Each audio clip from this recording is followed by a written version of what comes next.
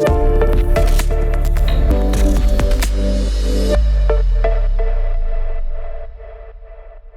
ever listeners, welcome to the best real estate investing advice ever show. I'm Slocum Reed, and I'm here with Eddie Ring. Eddie is joining us from Los Angeles, California. He's the founder and CEO of New Standard Equities. They syndicate and JV West Coast value-add apartment deals. In their current portfolio, they have around 2,000 units in 13 properties in Greater Seattle, Northern California, and Southern California. Eddie, can you tell us a little bit about your background and what you're currently focused on? Yeah, absolutely. First, thanks a lot for having me on your show. Happy to be here.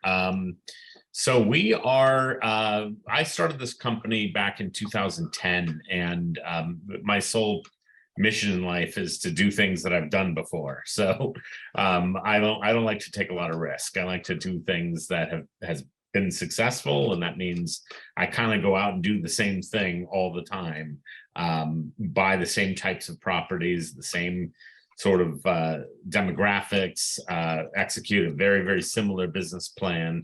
And I do it in similar markets that I know like the back of my hand. So what I'm doing today is kind of similar to what I've done for the last, 10, 12 years. We go out, we look for underperforming assets that could use dollars to fix problems, and where I can maintain a strong cash flow and occupancy with my current demographic. So that means I'll go into, like, say, a Class B property and find a way to improve the rent vis-a-vis what I'm seeing in the market, and execute that plan and slowly turn units. I don't empty buildings. I just kind of do it on natural turnover.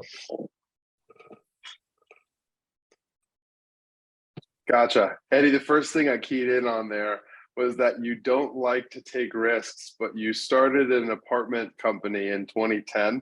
Yes. Tell me about your timing there. Why 2010 for a guy who doesn't like to take risks? Well, it's funny because I don't like to take risks that I don't understand. Back in 2010, obviously we were coming out of the Great Recession.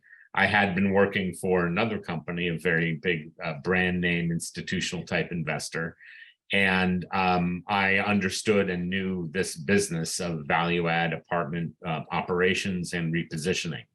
And so even in 2010, because I was betting on myself and I was betting on what I already know that I know, I didn't think I was taking a very big risk.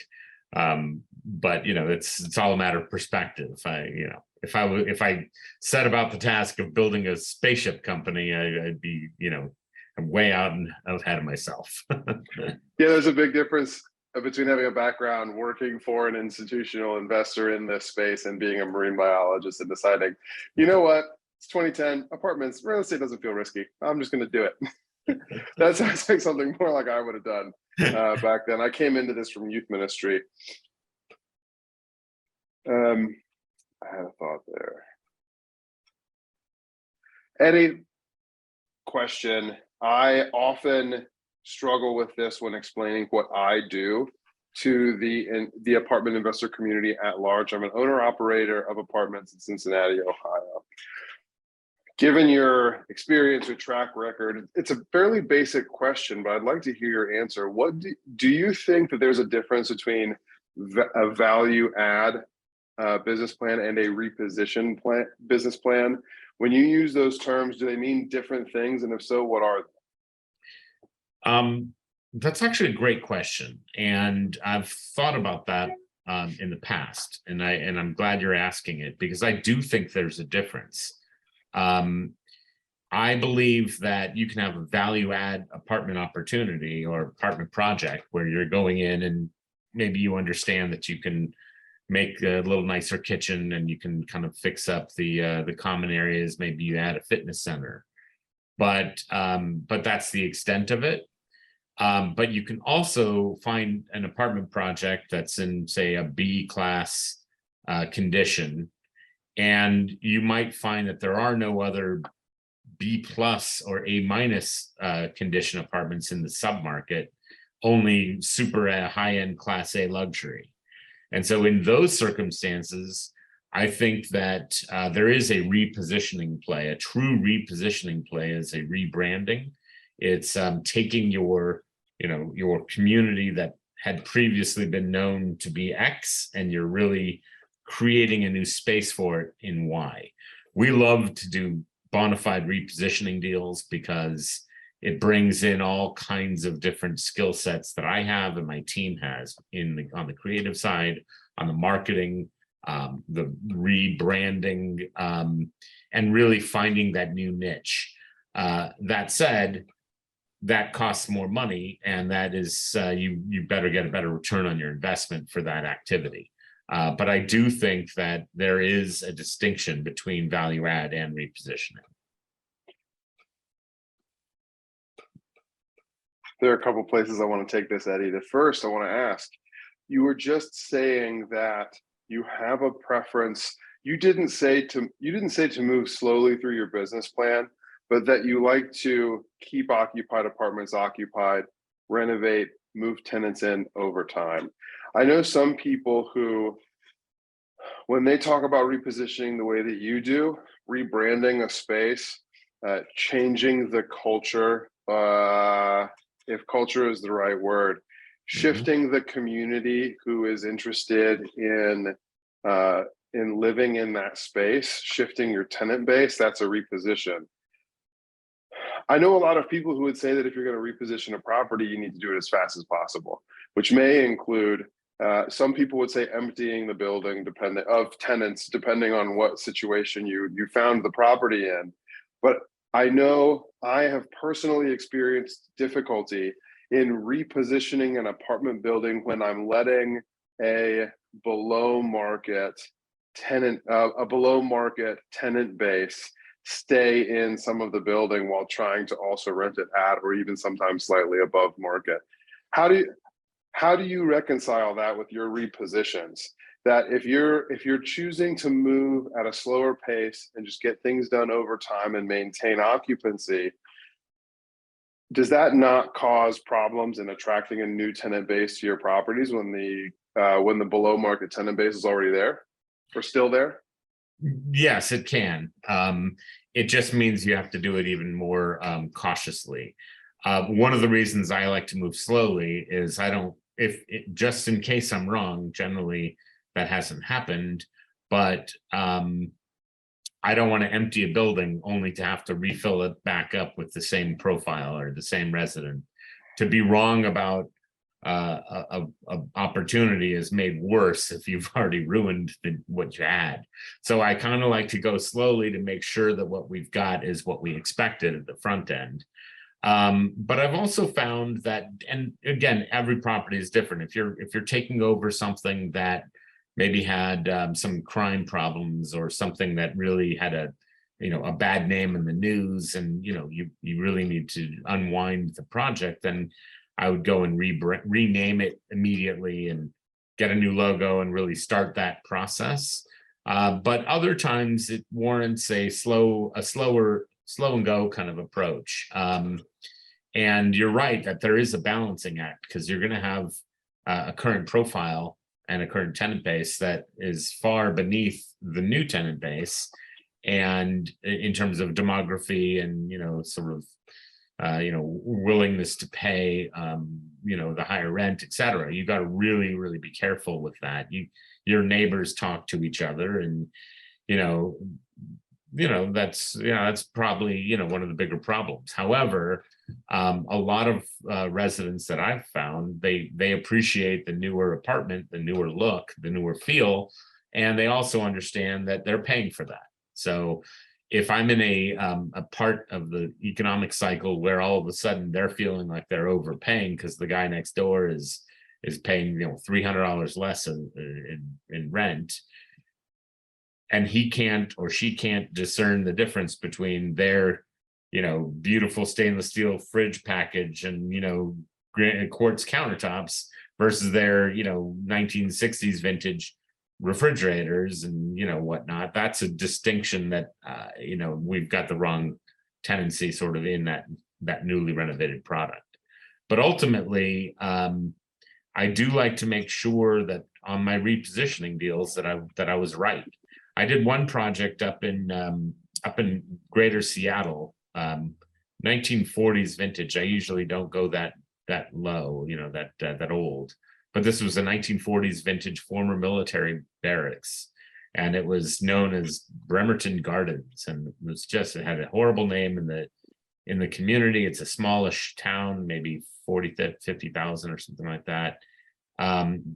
Heavily military concentrated, and people were paying very, very little money to live with beautiful views of Puget Sound. And I came in and I looked at the project, and I immediately thought of a 1940s fishing village. I don't know why that came into my head, but I was like, you know what?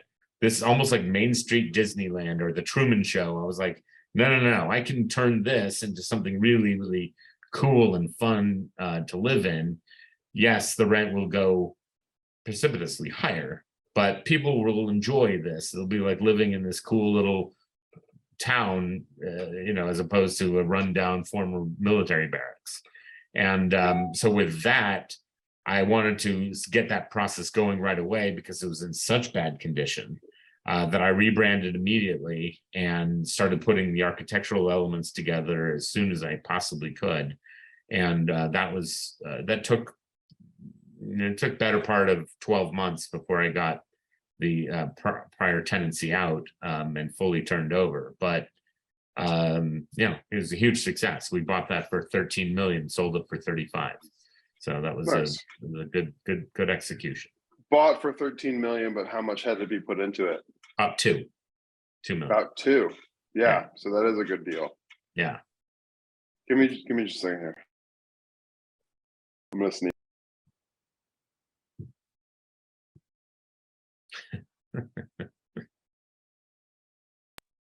I guess it's not coming yet. That's right.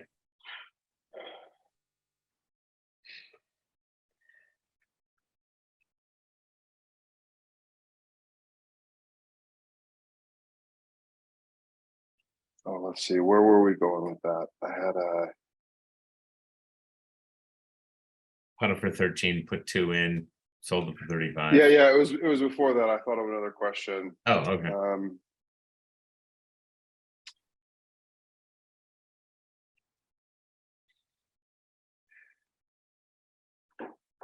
Eddie, when it comes to value add or reposition, and how steep of a budget or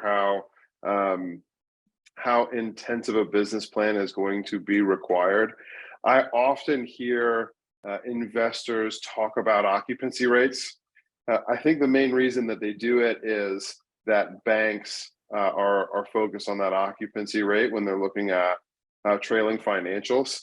And so, you hear that like above 80% occupancy is value add, below 80% occupancy is a reposition. And I can see there are properties that I've taken over where I had 50% physical occupancy or less. And even though I wasn't changing the culture of the community, I wasn't rebranding the building, it was still a pretty heavy lift. Even though I was leaving the monument signs in place, just changing the phone number on them. What are your thoughts on that? Well, it's a great question, because I generally don't do business in markets that where assets fall that far. So rather than think about whether it's value add or repositioning based on the occupancy, what we see on the West Coast is, like right now, my entire portfolio, I think I'm 98% occupied across the board. I mean, maybe there's one project that's exposed to about 92 or something like that. So I've got some evictions. We're still dealing with the COVID eviction stuff here on the West Coast. It's not fun. But there's such a shortage of housing really in every single market that I play in that we can we can see we can find a project that's 95% full, but that needs a full repositioning. Or similarly, a project that's 85% that just needs some TLC, and it's a minor repositioning. And I've done both. But I think the key for us is investors like their cash flow. So we like to make sure we're distributing quarterly. When we, like I said, if we're wrong and we renovate a project or something like that, or renovate a unit, we can't get that rent. If it's sitting there for 2, 3, 4 weeks and I can't get that rent, I'm not going to put another one into the renovation program. I'm going to hold it off. I'll do sell it, rent it off for the classic price, and just wait and see what happens with the market and see what we're missing. The key is to not spend the money if you're not going to get the added rent bump, but then Of course. absolutely spend the money if you are getting it, and do that as quickly as you can. So, can you give us an example of a time when you tested the market to see Sure. whether or not your spend was going to be justified by rent increases? Testing the market to see how your prospective tenant base reacted to that. Yeah. In fact, a really interesting example in San Jose, California. We have a beautiful project that it's more of a value add than a full repositioning, as I kind of talked about. But this is one where it's basically all 2 bedrooms, so they're either 2 bedroom, 1 bath, or 2 bedroom, 2 bath. And we executed our plan, and immediately we started getting a very healthy rent bump on the 2 bedroom, 2 bathroom units. And the 2 bedroom, 1 bathroom units just sat. So we immediately stopped renovating all of the 2 bedroom, 1 bathroom units, and saved that cash. I mean, we were spending $12,000 or $15,000 or something like that on each unit. But the 2 bedroom units were commanding a $250 premium after the renovation. So that was one where we were able to actually see that for whatever reason, the market really preferred the 2 bedroom, 2 bathroom units, and were willing to pay more for a nicer version of that. Whereas we couldn't get a single penny out of renovating the 2x1 units, which is, fascinating. I never would have expected. I thought maybe $50 or $75 or some number, but no, it was such an undesirable unit at the time that it didn't justify spending any money on it. Let me give my own example that'll lead into my next question, Eddie. Okay. A lot of the apartment inventory in Cincinnati is built kind of 1960s to mid 1960s to mid 1980s, early 80s. Brick construction, 4 families, 12 families, and then larger versions of very similar layouts, very similar apartments. So I have a property in a B neighborhood, a B area of greater Cincinnati, outside of the city, where I have one of these, 1968 builds, all 1 bedrooms, living room, galley kitchen, the bathroom's right behind it, and the bedroom's in the back. And the galley kitchen has like a little sort of like dining area off of it. Well, one of the things that's become really common, this is something all of our listeners ought to already be familiar with, the open concept floor plan. Mm-hmm. And the idea that the kitchen is a part of the living space, mm-hmm. and not necessarily a separate working space. So one of the things I've seen within my own portfolio is how much of a change there is when you take out that wall that makes the kitchen a galley kitchen, and either do something like an island or a peninsula, or just do an L-shaped kitchen on 2 walls, but open up the kitchen to the main living areas. According to all of the rent comps, apartments.com, Zillow, our experience, Rent-A-Meter, all of those things, these were supposed to be $800 a month apartments. We decided to try this out with one of them and got $900 a month immediately. And the reason was, it wasn't just, the nicer floors, the nicer appliances, it was the actual change to the floor plan, making the space feel larger, brighter, more sophisticated, that came from taking out that wall between the kitchen and the living area. So you had that kind of open concept living, dining, kitchen, and I've seen that work in other places. Similar, one of being able to do that and being able to garner above market rent is proving to us that with this 12-unit apartment building, we can reposition and we can change the community and the culture of the property, because we can attract a tenant base who is willing to pay above market rent based on everything that's happening around us, because they're willing to pay more for a nicer space. The question coming from this for you, Eddie, is interior specific.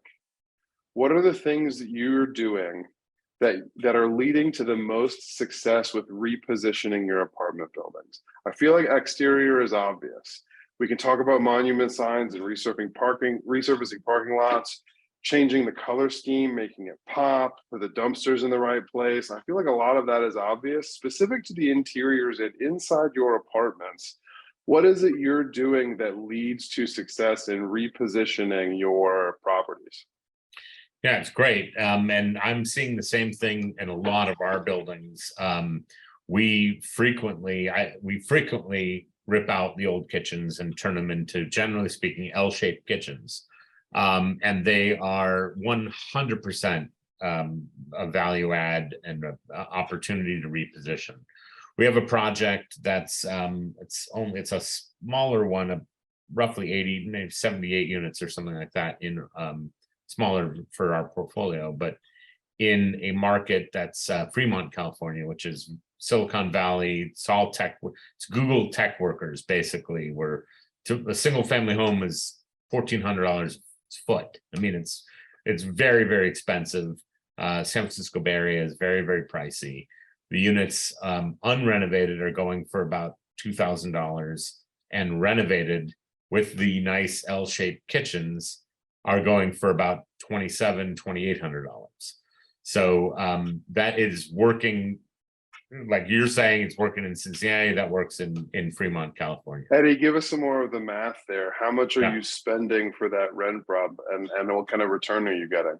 That's we're spending about on that one about $15,000 to $18,000.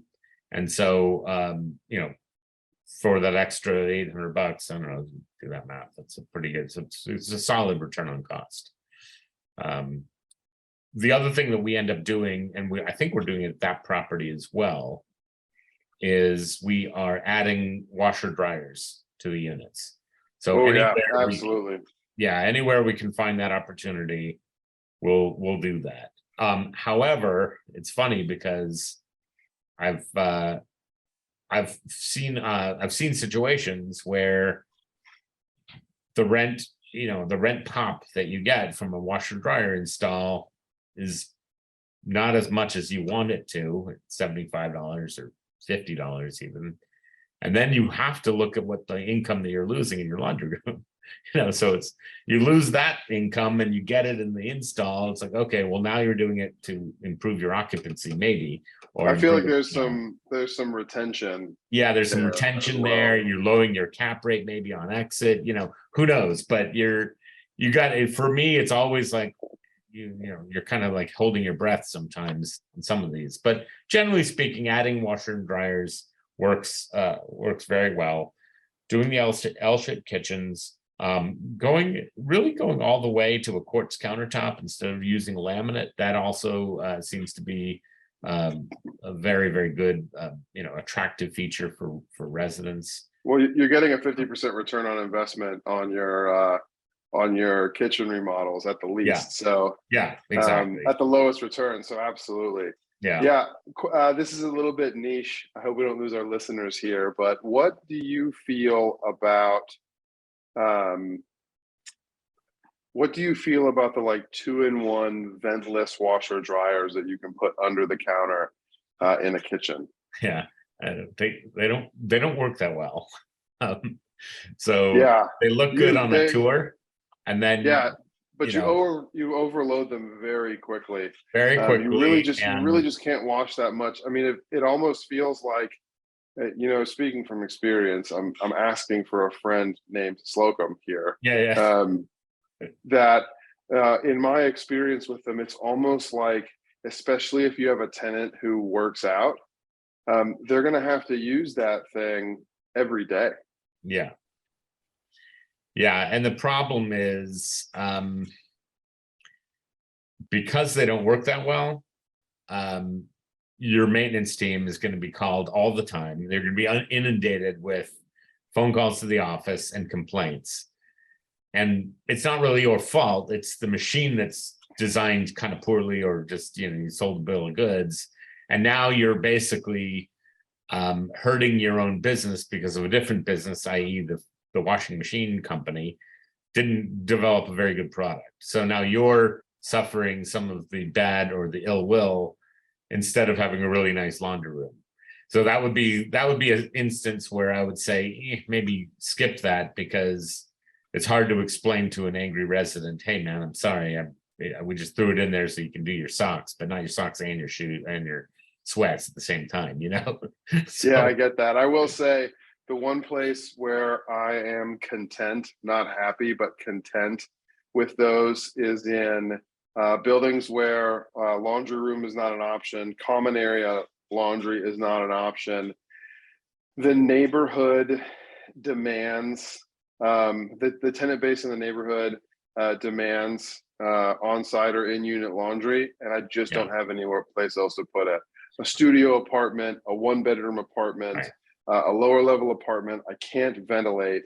yeah, I'm taking garbage disposals out of all these apartments anyways, and so if it's a ventless 110 volt, I can just run it off of the electrical right there, leave it, that's already there. It already has a switch because the disposal had a switch. It's super convenient, but I tell all my tenants up front, look, you just can't put that much stuff in this thing.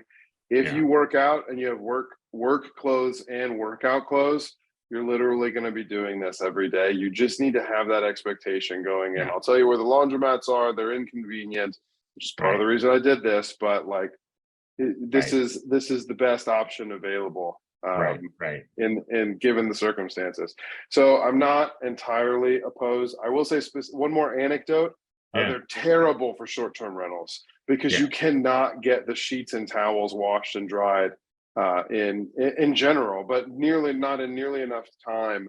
You need something that works a lot faster when you're trying to wash while you clean. yeah. Well, this has been a great conversation, Eddie. I feel like I could ask you questions for the rest of the day, much less another hour. This is a short form podcast, though. So are you ready for the best ever lightning round? Sure, yeah. Awesome. Eddie, what is the best ever book you recently read? I would say the Obstacle is the Way by Ryan Ryan Holiday. Holiday. Yeah, pretty interesting. It's good, it's about the Stoics, and stay, acknowledge, especially in today's world with our finance, debt markets all up in the tizzy and the stock market going crazy. Just focus on what is, accept it, deal with it, and move on. I want to plug that book here as well, Eddie. We are recording in late August 2022, and there are some major events happening in American politics right now that I will leave unnamed because I want to make the point generally anyways. But whenever I see, my friends on Facebook who range the political spectrum blow up and get in debates about these things that the government is doing, about things that are happening in the outside world, my first response is always chop wood, carry water. Yes. There are just the things that I can control are the things that I can control. It's my responsibility to take care of my family, myself, my company, and I'm going to focus on me. I'm going to focus on what it is that I can do about my situation. And frankly, that's enough. That's going to keep me busy if I really am doing what I can for myself. So a plug for Stoicism, a plug for Ryan Holiday, and a plug for The Obstacle is the Way. Absolutely. Awesome. Eddie, what is your best ever way to give back? So I am right now. I'm serving as a board. I'm on the board of trustees at for an organization called the Children's Bureau. It's a 110-year-old organization here in Greater Los Angeles that's focused on preventing child abuse. Prevention is obviously a very, very challenging aspect of their business, because how do you stop something before it happens? But it's with community outreach, it's with education, social work, a lot of hand holding and intervention into the community. It's something I'm passionate about, and I really love working on fundraising and programmatic things that I can help with the Children's Bureau. I'm also on the board of directors at a regional theater called the Center Theater Group. It's a nonprofit theater here in Los Angeles that I'm very passionate about the arts and making sure the arts don't die with our streaming services and whatnot, and movies and television. So nice. Eddie, thus far in your commercial real estate investing career, what is the biggest mistake that you've made and the best ever lesson you learned from it? It's great. So I did a deal a few years ago. It was one of the newer projects, 2004 vintage, I think, that I've ever built, ever purchased. There was $1,000 upside in the rent, and I knew about, but I chose to not focus on the fact that somebody was building right next door to me, or a block away, Class A product. And I thought, well, I won't compete with the Class A. And there was already a Class A building on the other side of my building. But what I thought, even though those rents were supporting my pro forma rent, in a small little downturn or during a lease up, they were able to special their rents in order to compete. And they beat me hands down because they had more amenities and they had a better product, and et cetera, et cetera. So the idea that you can purchase that was a tiny little 28 unit building next to two 150 unit buildings. So I had 300 units of competitors competition, that I didn't really give a lot of credibility to, because we were so far below them. But when they give away 2 months free rent, all of a sudden, that makes it tough. So I think that's the biggest mistake. I didn't actually lose any money on it, but we didn't make a heck of a lot either. So and it was a headache. Gotcha. What tell us a little bit more, Eddie, about the lesson learned here. How did you grow out of this experience? Yeah, so the lesson learned was, and I had an opportunity to potentially refinance a loan to stay in the project, but I really looked at the circumstances, and I realized that what I should have realized before was the risks of owning this thing. I can't separate from my neighbors. I have to look at what they're doing and the trajectory they're heading. And then that meant, because they were Class A, they had to follow other Class A buildings in the local market. And so all of a sudden, with my Class B building, I was really being forced to follow where the A's were, rather than be in my own little space. So it taught me the lesson of, number one, don't be the small guy on the block. If the block is filled with aspirational, rents that you need. And number two, at the price point, I'm not sure if you have assets that are like this, but I was renovating a Class B plus-ish kind of deal to compete with more of the A's. When you get an A kind of luxury type unit, you have a resident profile that demands that level of service. And so what it taught me is that you can't separate the service quality of an A with the service quality of a B, the demographic of that renter profile, they demand the service, but you can't service a 28 unit building like you can a 200 unit building. It's just not possible. So all of a sudden I'm trying to get people to do 24-hour maintenance or do, fix up a little unit to add a fitness center. You just can't do it. So you just I live in sometimes that. you have to I live in be that 28 unit space, and what you're saying is giving me headaches already. Yeah. Just thinking about it. Yeah, it's really, really tough. And that's the other lesson is I try to stay larger. I try not to go below 75 units because I want a full-time person working there. It's very tough when you have to staff it with somebody and you only have 25 or 30 units or something like that. It's very hard. These things don't run by themselves, as you know.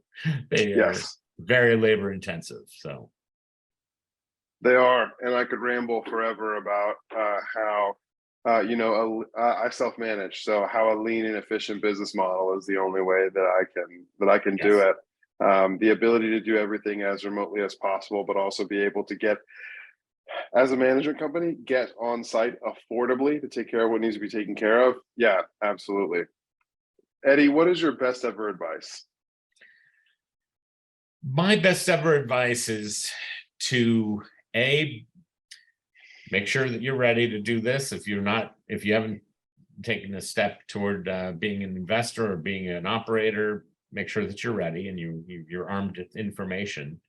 But to that said, if you are ready, bet on yourself, because we're only on this planet for a little bit, and you may as well go all in on the things that you can control and the things that you can, that it's your force of personality that's standing behind the product. I would say that for anybody in any business, as long as you're prepared, then believe in yourself and just do it. Awesome. Eddie, thank you. Best ever listeners, thank you as well for tuning in. If you've gained value from this conversation, primarily about repositioning apartment buildings on the West Coast, please do subscribe to our show. Leave us a 5-star review and share this episode with a friend that you know that we can add value to through this conversation. Thank you and have a best ever day.